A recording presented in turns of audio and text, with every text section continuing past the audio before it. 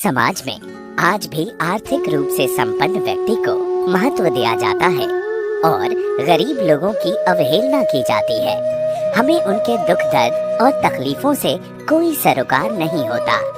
यशपाल द्वारा रचित यह कहानी ऐसे ही समाज की संकुचित मानसिकता को उजागर करती है। आइए इस कहानी को देखें और इसके मूल भाव को समझने का प्रयास करें। मनुष्यों की पोशाकें उन्हें विभिन्न श्रेणियों में बांट देती हैं। प्रायः पोशाक ही समाज में मनुष्य का अधिकार और उसका दर्जा निश्चित करती है। वह हमारे लिए अनेक बंद दरवाजे खोल देती है।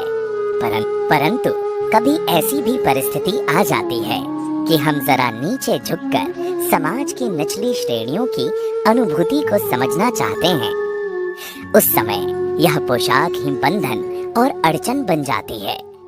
जैसे वायु की लहरें कटी हुई पतंग को सहसा भूमि पर नहीं गिर जाने देती, उसी तरह खास परिस्थितियों में हमारी पोशाक हमें झुकने से रोके रहती हैं। बाजार में फुटपाथ पर कुछ खरबूजे डलिया में और कुछ जमीन पर बिक्री के लिए रखे जान पड़ते थे। खरबूजों के समीप एक अधेड़ उम्र की औरत बैठी रो रही थी। खरबूजे बिक्री के लिए थे, परंतु उन्हें खरीदने के लिए कोई कैसे आगे बढ़ता। खरबूजों को बेचने वाली तो कपड़े से मुंह छिपाए सिर को घुटनों पर रखे भपक भपक कर रो रही थी। पड़ोस की दुकानों के तख्तों पर बैठे या बाजार में खड़े लोग घृणा से उसी स्त्री के संबंध में बात कर रहे थे। उस स्त्री का रोना देखकर मन में एक व्यथा सी उठी, पर उसके रोने का कारण जानने का उपाय क्या था। फुटपाथ पर उसके समीप बैठ सकने में मेरी पोशाक ही व्यवधान बन खड़ी हो गई। एक आदमी ने घृणा से एक तरफ थूकते हुए कहा, क्या जमाना है, जवान लड़के को मरे पूरा दिन नहीं बीता और ये बेहया दुकान लगा कर बैठी है। दूसरे साहब अपनी दाढ़ी खुजाते हुए कह रहे थे, अरे जैसी नीयत होती है अल्लाह भी वैसी ही बरकत देता है। सामने के फुटपाथ पर खड़े एक आदमी ने दिया सलाई की तीली से कान खुजाते हुए कहा, अरे इन लोगों का क्या है, ये कमीने लोग रोटी के टुकड़े पर जान देते हैं। इनके लिए बेटा बेटी खसम लुगाई धर्म ईमान सब रोटी का टुकड़ा है। परचून की दुकान पर बैठे लाला जी ने कहा, अरे भाई उसके लिए मरे जिए का कोई मतलब ना हो, पर दूसरे के धर्म ईमान का तो ख्याल करना चाहिए। जवान बेटे के मरने पर 13 दिन का सूतक होता है और वह यहाँ सड़क पर बाजार में आकर खरबूजे बेचने बैठ गई है।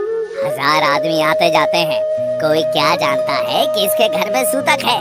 कोई इसके खरबूजे खा ले तो उसका ईमान धर्म कैसे रहेगा, क्या अंधेर है।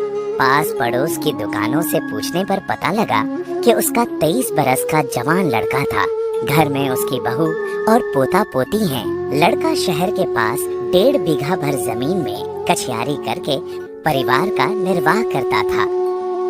खरबूजों की डलिया बाजार में पहुंचाकर कभी लड़का स्वयं सौदे के पास बैठ जाता, कभी माँ बैठ जाती। लड़का परसों सुबह मुंह अंधेरे बेलों में से पके खरबूजे चुन रहा था। गीली मेड़ की तरावट में विश्राम करते हुए एक सांप पर लड़के का पैर पड़ गया। सांप ने लड़के को डस लिया। लड़के की बुढ़िया माँ बावली होकर ओझा को बुला लाई। झाड़ना फूकना हुआ, नागदेव की पूजा हुई। पूजा के लिए दान दक्षिणा चाहिए। घर में जो कुछ आटा और अनाज था दान दक्षिणा में उठ गया। माँ बहू और बच्चे भगवाना से लिपट लिपट कर रोए, पर भगवाना जो एक दफे चुप हुआ तो फिर ना बोला। सर्प के विष से उसका सारा बदन काला पड़ गया था। जिंदा आदमी नंगा भी रह सकता है, परंतु मुर्दे को नंगा कैसे विदा किया जाए। उसके लिए तो बजाज की दुकान से नया कपड़ा लाना ही होगा, चाहे उसके लिए माँ के हाथों के छन्नी ककना ही क्यों ना बिक जाए। भगवाना परलोक चला गया। घर में जो कुछ चूनी भूसी थी सो उसे विदा करने में चली गई। बाप नहीं रहा तो क्या, लड़के सुबह उठते ही भूख से बिलबिलाने लगे। दादी ने उन्हें खाने के लिए खरबूजे दे दिए, लेकिन बहू को क्या देती। बहू का बदन बुखार से तवे की तरह तप रहा था। अब बेटे के बिना बुढ़िया को दुअन्नी चौवन्नी भी कौन उधार देता। बुढ़िया रोते रोते और आंखें पोंछते पोंछते भगवाना के बटोरे हुए खरबूजे डलिया में समेटकर बाजार की ओर ले चली। और चारा भी क्या था।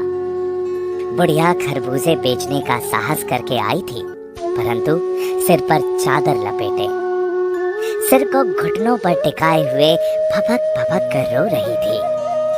कल जिसका बेटा चल बसा, आज वह बाजार में सौदा बेचने चली है। हाय रे पत्थर दिल। उस पुत्र वियोगिनी के दुख का अंदाजा लगाने के लिए पिछले साल अपने पड़ोस में पुत्र की मृत्यु से दुखी माता की बात सोचने लगा। वह संभ्रांत महिला पुत्र की मृत्यु के बाद 2.5 मास तक पलंग से उठ ना सकी थी। उन्हें 15-15 मिनट बाद पुत्र वियोग से मूर्छा आ जाती थी, और मूर्छा ना आने की अवस्था में आंखों से आंसू ना रुक सकते थे। 2-2 डॉक्टर हरदम सिरहाने बैठे रहते थे। हरदम सिर पर बर्फ रखी जाती थी। शहर भर के लोगों के मन उस पुत्र शोक से द्रवित हो उठे थे। जब मन को सूझ का रास्ता नहीं मिलता तो बेचैनी से कदम तेज हो जाते हैं। उसी हालत में नाक ऊपर उठाए राह चलतों से ठोकरे खाता मैं चला जा रहा था। सोच रहा था, शोक करने गम मनाने के लिए भी सहूलियत चाहिए, और दुखी होने का भी एक अधिकार होता है।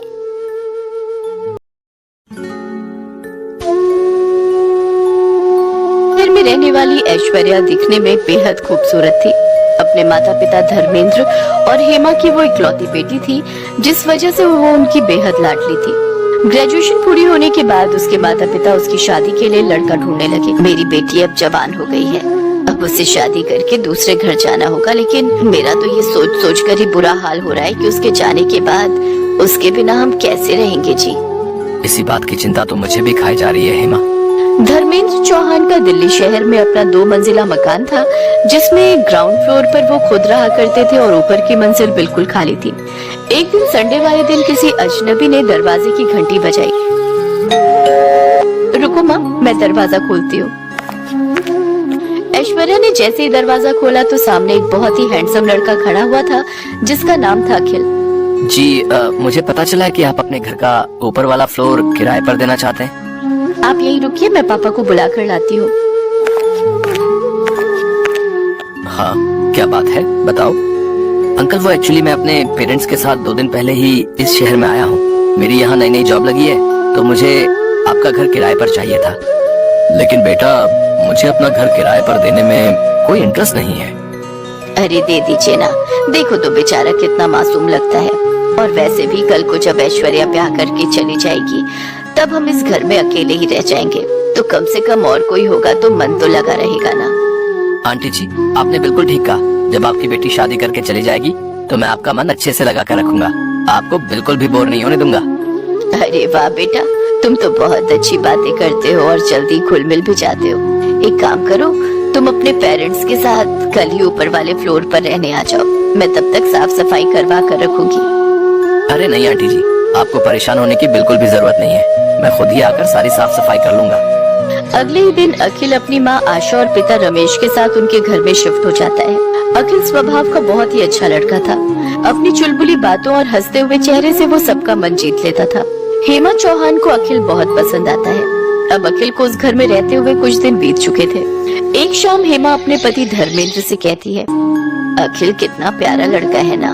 हाँ, आजकल के जमाने में भला ऐसे लड़के मिलते कहाँ हैं। अपने माता पिता को खाना तक बनाकर खिलाता है। अजी, खाने की क्या बात करते हो? जब उसकी मेड नहीं आती तो वो घर का भी सारा काम खुद ही करता है। हमारी बेटी को भी काश ऐसा ही कोई लड़का मिल जाए। ऐसा ही कोई क्यों? अपना अखिल बुरा है क्या? लेकिन वो तो हमारे किराएदार हैं। हाँ तो ये तो अच्छी बात है ना, इससे हमारी बेटी भी अपने पास ही रहेगी। आप हाँ कहो तो मैं कल ही उसके माता पिता से रिश्ते की बात आगे बढ़ाती हूँ। हाँ ठीक है। फिर एक दिन मौका पाकर हेमा अखिल और उसके परिवार से इस बारे में बात करती।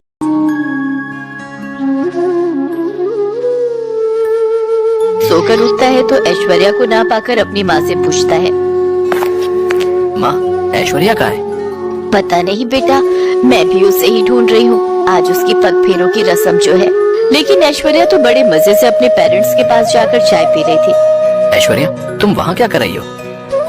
चाय पी रही हूँ। मुझे अपने इस कप में ही चाय पीना पसंद है और बाथरूम भी मैं सिर्फ अपना ही यूज करती हूँ। ऊपर का वो रूम मुझे पसंद नहीं।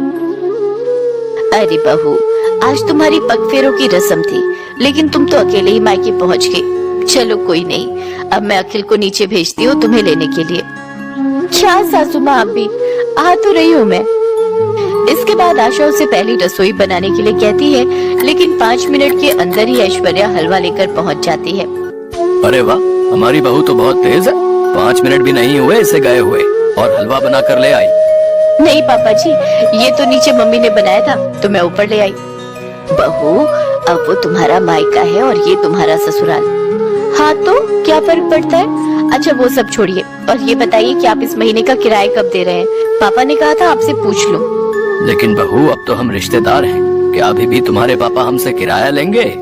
हाँ पापा जी, मेरे पापा ना हिसाब के एकदम पक्के हैं। अगर आप नहीं दोगे तो वो मुझसे मांग लेंगे, क्योंकि अब मैं इस घर की बहू जो हूँ।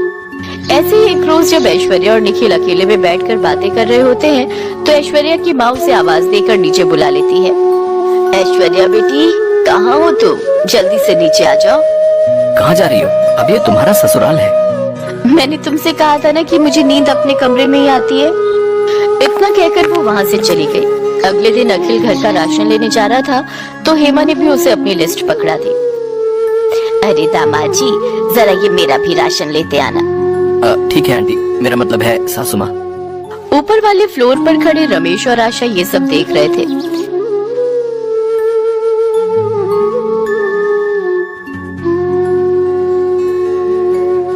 और ऐश्वर्या प्रेग्नेंट हो जाती है।